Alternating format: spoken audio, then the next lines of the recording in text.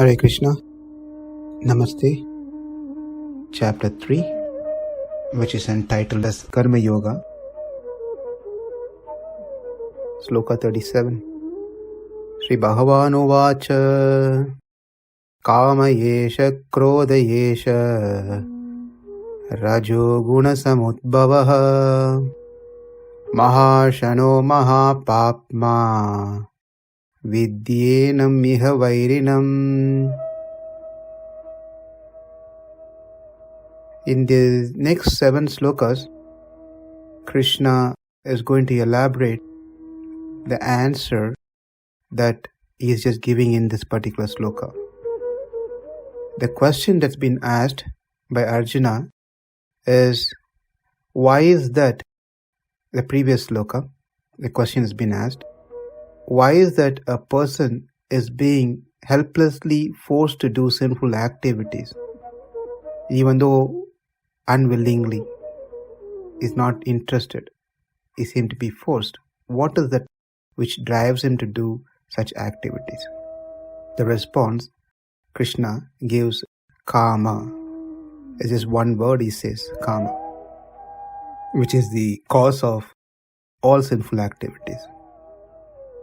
So kāma means everything and anything that falls under desire.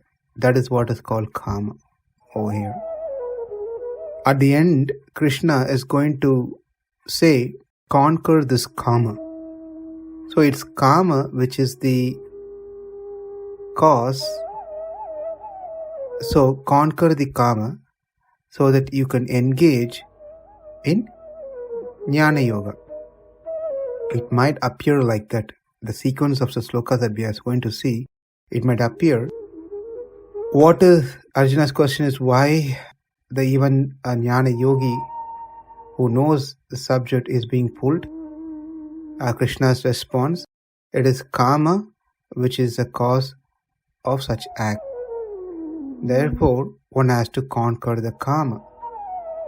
And it might appear, so once a person conquers the kāma, then he can engage in jnana yoga. But that is not the actual reason, and that is not Krishna's interest, is to make Arjuna realize and force him to do jnana yoga. That is not the idea. Krishna's idea is to make Arjuna realize the difficulties even the jnana yogis have to face. Therefore, you do karma yoga. You don't need to take up the jnana yoga. So that is the whole purpose. Otherwise, if end of the chapter Krishna is going to simply say, we know what the kāma, so you can start jnana yoga, then the purpose of the 3rd chapter, which is entitled as karma yoga, is of no use. It is not easy to conquer the lust, kāma. Again, lust meaning not literally the ideas that generally people have. It could be anything falls under a desire. So it is not easy to conquer the kāma. As you can see, it is very difficult. We all know, generally people know it's very difficult. So therefore there is another path by which the kāma can be easily controlled without much of difficulty. That is by following a varna-ashrama dharma, by which the kāma will naturally and easily be controlled. And this is the essence, and this is what has been told in this particular chapter. We can also say this sloka is one of the key main sloka for this chapter. And the reason is because giving an answer to many problems that one can think about in the world. In the sloka, kāma esha, krodha esha. Kāma and the krodha, which is another form of kāma, is born out of the rajo-guṇa and tamo-guṇa. Rajo-guṇa and tamo-guṇa, the mode of passion. And these are mahāśano. mahā-pāpmā. They are such a dangerous elements which makes a person to commit bigger sins. And that is what the meaning of this sloka. Kāma, which is due to rajo-guṇa, which never satisfied. How much ever we try to feed kāma, it needs more and more and more. When the same kāma transforms into an undesirable thing, that is called krodha. And at that point, a person does dangerous things because his desire has been unfulfilled. Therefore, when kāma is gone, how to control the anger?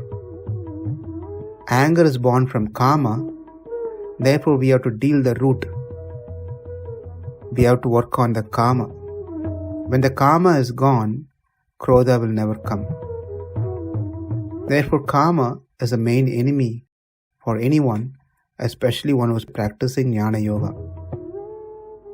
So how does kāma and krodha controls us is being explained in the following slokas as we go through.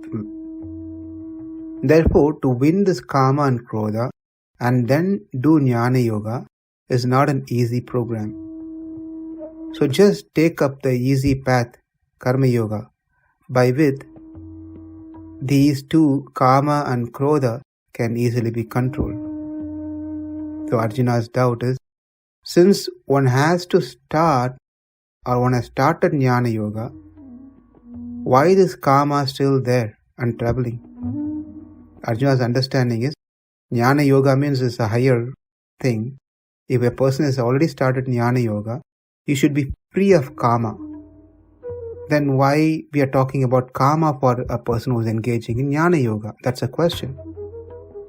So the answer is, even if one started jnana yoga or practicing jnana yoga, since he is still connected to the body, is living in the body, he is not left the body yet. He is still living. Jnana yogi also lives in the body. The rajo-guna that's present in the body is not gone away. The rajo-guna is still there. And that appears as kāma, that forces one to perform kāma. The kāma will not even spare jnana yogi, anyone. The only time the gunas, the three gunas, sattva, rajas and tamas, will get disconnected from the body is when the body is left. That means at the time of death. And that's when the kāma will go. But since we are living in the body, the rajo-guna is going to be there. And therefore, which means the kāma is going to be coming, impacting us. A person have done many actions in past, which are pāpa and punya. And the same vasana now again pushes person to do the same type of pāpa and punya.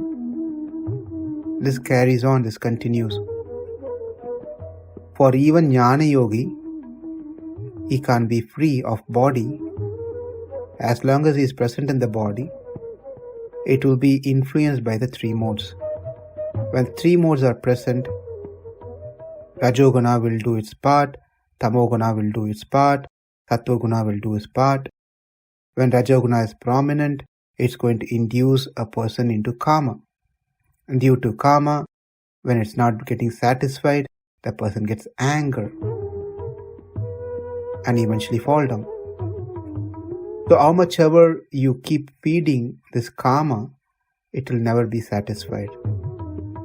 In fact, there are many schools of different thoughts where their philosophy is not to stop any desire, but to maximize to the extreme so that a person gets saturated. So do not skip smoking, continue smoking to the point we get frustrated, disgusted, with smoking. That's when you will quit. But that is not Krishna is saying here. That philosophy is not what Krishna philosophy here. He says that's not going to work. You might skip for some time and then the same habit or something similar will come back again. And again you have to feed that to the max and move on to the next one. And this is not going to work. Rather, you should stop feeding. Starve it. Otherwise, there's no any solution. So, what is this kāma? What is a krodha? What is the sequence? How does this all work? How do they influence us? And how we can control this one in a way?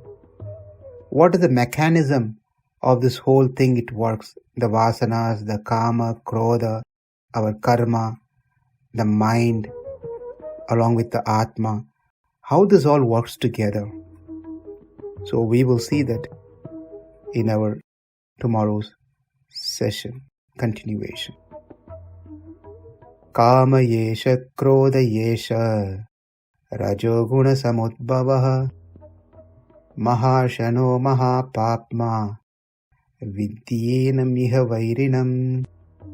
Namaste. Hare Krishna.